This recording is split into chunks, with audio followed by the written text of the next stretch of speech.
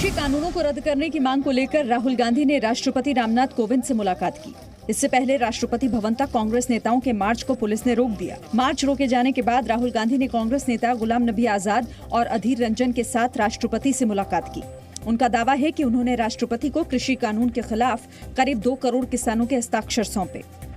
सर्दी का मौसम है और पूरा देश देख रहा है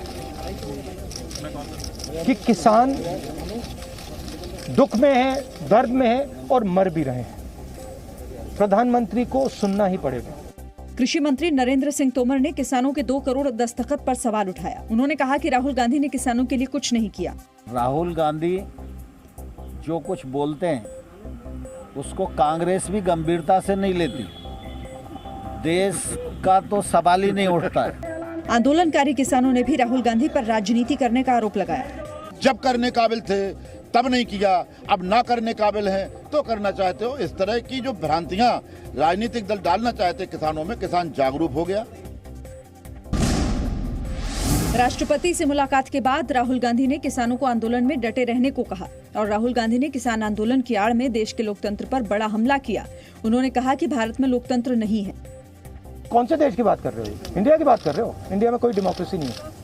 डेमोक्रेसी इंडिया में ये मतलब आपके इमेजिनेशन में हो सकती है, मगर रियलिटी में है नहीं। राहुल गांधी के लोकतंत्र पर सवाल उठाने के बाद केंद्रीय मंत्री गिरिराज सिंह ने राहुल गांधी को आपातकाल का इतिहास पढ़ने की नसीहत दी। भारत के इतिहास में काले अक्षर में 1974 का इमरजेंसी है, राहुल गांधी को पढ़ लेना चाहिए।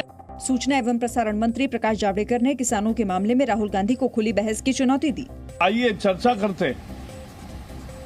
मैं सिद्ध करूंगा कि कांग्रेस ने किसान का हित को हमेशा कैसे अनदेखी किया।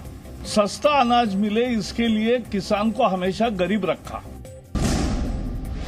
कृषि कानूनों का समर्थन कर रहे किसानों का दल आज कृषि मंत्री नरेंद्र सिंह तोमर से मिला। बागपत, आगरा, मथुरा, अलीगढ़, हाथरस समेत पश्चिमी उत्तर प्रदेश में अलग अलग जिलों से आए किसानों ने कृषि मंत्री नरेंद्र सिंह तोमर के साथ बैठक की। किसानों ने कृषि मंत्री से मिलकर कहा कि कृषि कानूनों को खत्म करने की कोई जरूरत नहीं, केवल नए कानून को लेकर लोगों में जो भ्रम है उसे दूर करने की जरूरत है। जितने भी महत्वपूर्ण कृषि नेता हुए सबने ये कहा था कि किसानों को मंडी के संजाल से कैसे बचाया जाए, और वो बच गया है। अब वो चाहे जहाँ अपना माल लिया जाता है उसे कोई दिक्कत नहीं होती। कानून आज इतना अच्छा बना है कि जिस दिन से मंडी खत्म हुई हमारे किसान आराम से गाड़ी ले जाने लगे। किसानों संग बैठक के बाद कृषि मंत्री ने कहा कि सरकार सभी किसान संगठनों से बातचीत के लिए तैयार है। किसान कृषि मंत्रालय में आएगा तो कृषि मंत्रालय के दरवाजे खुले हुए हैं। मैं आंदोलनकारी किसानों से भी बात करता हूं और जो समर्थन में हैं उन सब किसानों से बात करता हूं। मुझे आशा है कि रास्ता निकलेगा और बातचीत होगी। इससे पहले सरकार ने कृषि संगठनों को पत्र लिखकर बातचीत के लिए आगे आने को कहा। केंद्र सरकार ने 23 तारीख को किसानों की तरफ से मिले पत्र के जवाब में ये पत्र भेजा है। पूर्व प्रधानमंत्री अटल बिहारी वाजपेयी के जन्मदिन के मौके पर बीजेपी देश भर में किसानों से संवाद करेगी। किसानों के साथ बीजेपी के बड़े नेता और कार्यकर्ता भी देश के अलग अलग हिस्सों में इस कार्यक्रम का हिस्सा बनेंगे। इस मौके पर प्रधानमंत्री नरेंद्र मोदी देश भर के 9 करोड़ से ज्यादा किसानों को पीएम किसान सम्मान निधि योजना के तहत 18,000 करोड़ रुपए की अगली किस्त भी ट्रांसफर करेंगे। सभी विकास खंड पे कार्यक्रम होंगे, पंचायत केंद्र पे कार्यक्रम होंगे और किसान उसमें भागीदारी लेगा। 3,000 से अधिक तो केवल उत्तर प्रदेश में ही कार्यक्रम हो रहे हैं।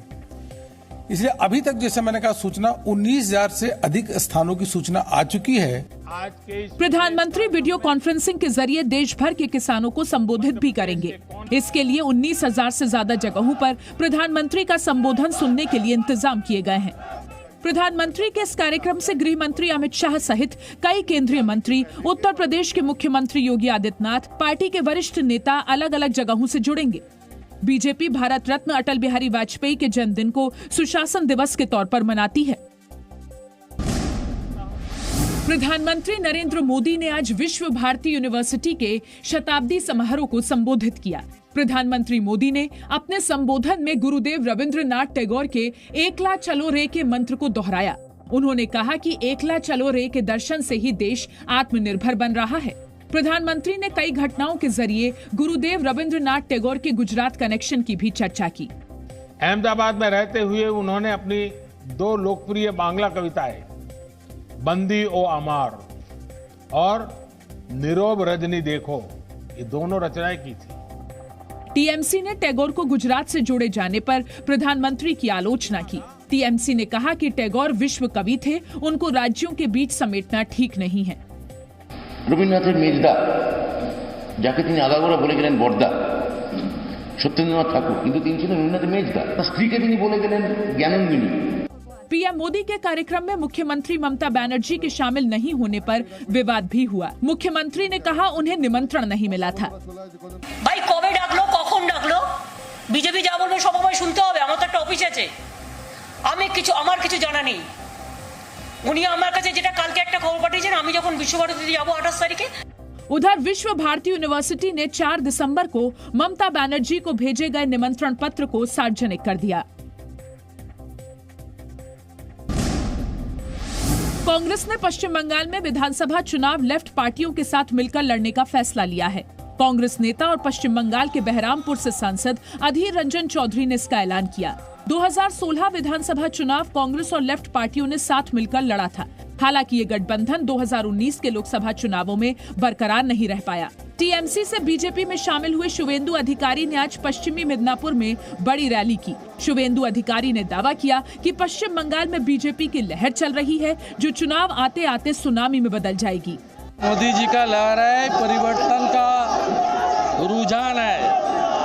ये तो आंधी शुरू हुआ, अगले साल जब चुनाव आएगा ना, सुनामी हो जाएगा। Presenting B News app, available on Google Play and App Store. Download it now.